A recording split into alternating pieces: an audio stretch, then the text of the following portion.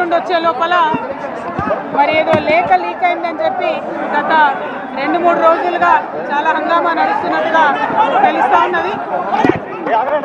మరి ఈ సందర్భంగా నేను చెప్పదలుచుకున్నది ఒకటే, 2 వారాల క్రితం నేను గౌరవనీయులు పెద్దలు కేసీఆర్ గారికి ఒక లేఖ రాయడం జరిగింది.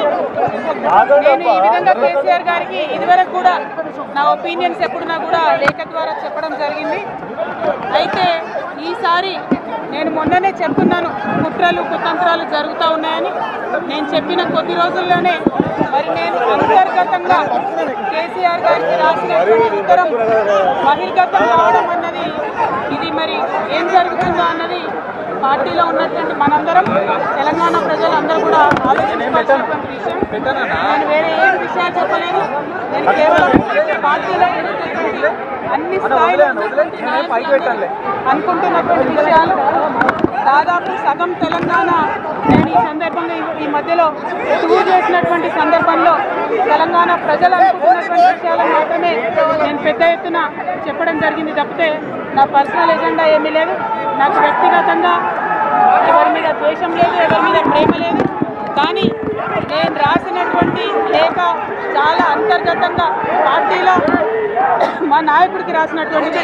అటువంటిది బహిర్గతమైందంటే మరి దాని వెనుక ఉన్నది ఎవరు అన్నటువంటి లేఖ నుండి వచ్చే లోపల మరి ఏదో లేఖ లీక్ అయిందని చెప్పి గత 2-3 రోజులుగా చాలా హంగామా నడుస్తున్నట్టుగా తెలుస్తూ ఉన్నది.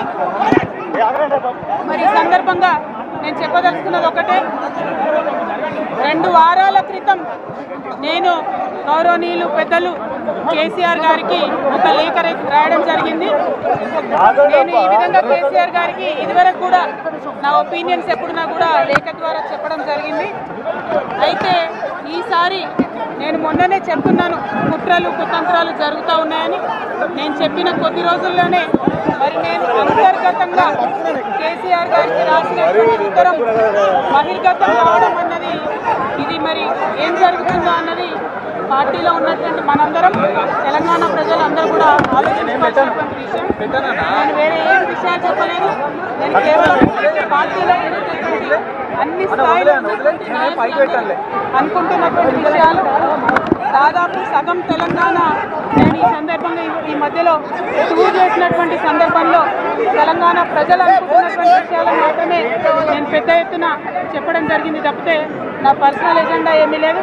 నాకు వ్యక్తిగతంగా ఎవరి మీద ద్వేషం లేదు, ఎవరి మీద ప్రేమ లేదు. కానీ నేను రాసినటువంటి లేఖ చాలా అంతర్గతంగా పార్టీలో మా నాయకుడికి రాసినటువంటిది.